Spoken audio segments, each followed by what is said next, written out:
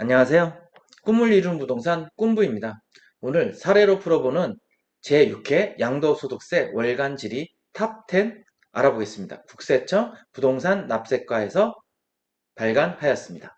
8월에 나온 사례로 풀어보는 양도소득세 월간 질의 탑10 목차를 살펴보시면요. 양도가액과 취득가액, 필요경비 등을 살펴보겠습니다. 첫 번째로 이 매수자가 양도소득세를 대신 부담하는 경우 양도소득세 계산은 이제 매수가 있는데 이제 양도세가 나오는 부분을 이제 매수해서 낸다는 거죠. 원래는 매도인이 내야 되는데 이걸 매수인이 부담한다고 합니다. 결론적으로 얘기하면 매수인은 양도소득세를 내는 비용까지 포함한 금액으로 신고를 해야 됩니다. 그 부분이 이제 질문이고요. 이 박국세 씨는 이제 20년 1월에 아파트 분양권을 취득했고요.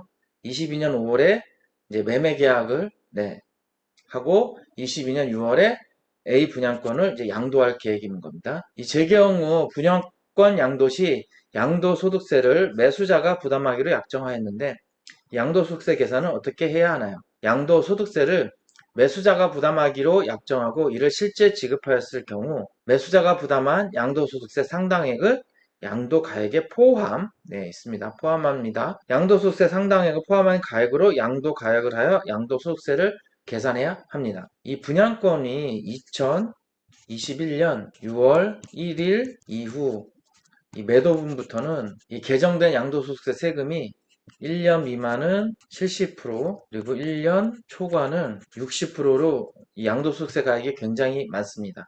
이 부분을 부담스러워해서 박국세 씨는 양도소득세 부분을 매수인이 부담하기로 약정한 듯 합니다. 이 해석 사례 이제 1번, 2번, 3번이 있는데요. 1번을 하나만 보시면 양수자와 이제 매수자가 매매 계약을 체결함에 있어 이 매수자가 양도소득세를 부담하기로 특약을 넣었습니다. 약정을 하고 실제로 지급했을 경우 실제로도 지급을 해야 합니다. 이 양도소득세를 포함한 가액을 낸 세금을 포함한 가액을 양도가액으로 보고 계산을 해야 합니다. 해석사례 2번, 3번 살펴보시면 될 것 같고요. 2번은 이 매도자와 다운계약서를 작성하는 경우 불이익은 요즘에 사실 다운계약서를 작성하는 게 사실 위험한 부분이 있는데 이 양도가액이 높아지다 보니까는 이제 아무래도 매매 계약서에 매수 금액을 낮추기를 원하는 매수인이 있는 경우가 있습니다. 이 내용을 살펴보시면 실질가액은 8억 원인데 요청가액은 이제 6억 5천만 원, 1억 5천만 원 다운계약서 쓴 거죠. 주택을 취득하면서 실제 거래가가 다르게 다운계약서를 작성하는 경우 불이익이 있나요? 질문이 있었고요. 이 부동산을 매매하는 거래 당사자가 매매 계약서의 거래 가액을 실제 거래 가액과 다르게 적은 경우 양도세, 비과세 감면은 배제됩니다. 따라서 다운계약서를 작성하여 B주택을 양수하는 경우 향후 B주택 양도 시 1세대 1주택 비과세 적용 배제 등 불이익을 받을 수 있습니다. 이 불이익 부분에 대해서 살펴보겠습니다. 이 불이익은 일단 비과세 감면 규정이 배제돼서 나중에 매도 시에도 1세대 1주택이라도 양도세, 비과세 혜택을 못 받습니다. 그래서 나중에 팔게 될 때 이 부분을 미리 파악을 하고 세금을 많더라도 내는 경우가 있습니다. 여기 보시면 양도자와 양수자의 불이익이 나와 있고요. 또 가산세가 부과됩니다. 이 무신고 가산세가 있고요. 납부지연 가산세까지 포함되면 상당한 부담이 되는 거고 또 과태료도 이제 부과가 되는 거죠. 과태료 같은 경우는 부동산 취득가액의 5% 이내에서 해당 과태료가 부과 처분되고요. 취득가액의 이제 5%란 얘기는 이제 8억이었을 때 58에 40, 4천만 원이죠. 4천만 원 이내에서 부과가 되고 이제 중개인 같은 경우요. 이 공인중개사, 부동산 중개인 같은 경우 공인중개사 다운 계약서를 이제 작성해 줬을 시 이제 취득세의 3배 이하로 과태료가 나올 수 있고요. 또 6개월 자격 정지나 등록 취소, 업무 정지 등을 받을 수 있습니다. 그러니까 부동산에서 공인중개사들은 하지 말아야겠죠. 네. 해석 사례 살펴보시면 되고요. 이 세 번째 상속받은 주택의 취득가액. 이제 부모님으로부터 아들이 이제 상속을 받았을 경우 이제 양도할 예정인데요. 질문은 아버지로부터 상속받은 A주택을 양도할 예정인데 이 취득가액은 어떻게 계산하나요? 이 취득가액은 현재 시가입니다. 현재 시가로 계산을 하고요.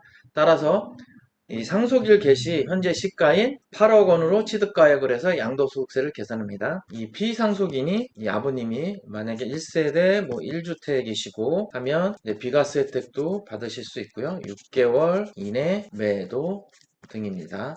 한번 확인해 보시면 되고요. 이 해석 사례 1번과 2번도 읽어보시면 됩니다. 실지 취득가액은 보시면 실지 거래가액 보는 것 확인하시면 됩니다. 이 네 번째로 주택 취득가액을 확인할 수 없는 경우 취득가액은 어떻게 되나요? 2002년에 이제 A주택을 취득했고요. 22년 7월에 이제 A주택을 양도할 계획입니다.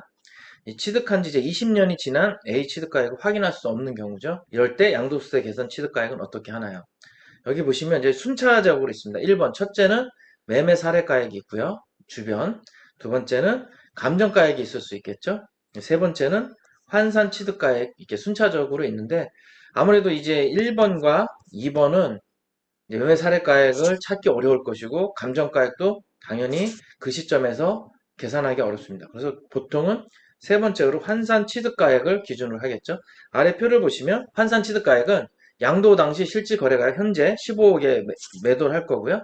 그 당시 기준시가는 이제 10억이었습니다. 그 취득 당시 기준시가는 2억. 양도 당시 기준시가는 10억이고 취득 당시 기준시가는 2억이면 이렇게 취득가액을 계산하게 되면 3억을 이제 양도소득세 계산할 때 취득가액으로 계산합니다. 해석 사례 1번과 2번도 마찬가지로 이제 양도 차익을 실질 거래가액으로 이제 계산할 때 확인할 수 이제 없는 경우 있습니다. 이럴 때는 매매, 사례가액, 감정가액, 환산가액 순서로 적용해서 합니다. 이 다섯 번째로 보일러, 싱크대, 장판, 교체 비용을 필요 경비로 공제 가능한지. 이제 양도소득세를 계산할 때 이제 공제 부분이 있는데요. 이 공제를 할 때 이제 자본적 지출인 경우에는 이제 공제 대상이 됩니다. 다만 뭐 세금 계산서 등 이제 증빙 서류가 필요하죠. 증빙 서류. 자, A주택의 오래된 보일러, 싱크대, 장판, 벽지 교체했습니다. 양도시 이러한 비용을 공제받을 수 있나요? 답변을 보면 자본적 지출입니다. 자본적 지출에 해당하는 경우는 이제 공제가 가능하죠. 따라서 보일러 교체 비용 같은 경우는 자본적 지출에 해당하고요. 싱크대, 장판, 벽지 교체 등은 이제 수익적 지출에 해당해서 필요 경비를 공제가 되지 않습니다. 자본적 지출이라는 건 결국에는 이 가치를 현실적으로 증가시키는데 소요된 비용입니다. 그렇다면 이제 아무래도 샤시나 좀 전에 얘기한 보일러 그리고 이제 발코니 확장 같은 경우가 이제 자본적 지출이 되겠죠. 이 설명에서 보시면 자본적 지출의 수익과 지출 비교표가 있습니다. 자본적 지출 비용, 수익적 지출 비용 사례 나왔죠? 뭐 베란다, 샤시 등 내용을 살펴보시면 되고요. 아래 부분 해석 사례도 이 부분에 해당한다고 생각하셔서 살펴보시면 됩니다. 오늘은 여기까지 하겠습니다. 다음 시간에 6번부터 10번 나머지 부분을 하겠습니다. 감사합니다.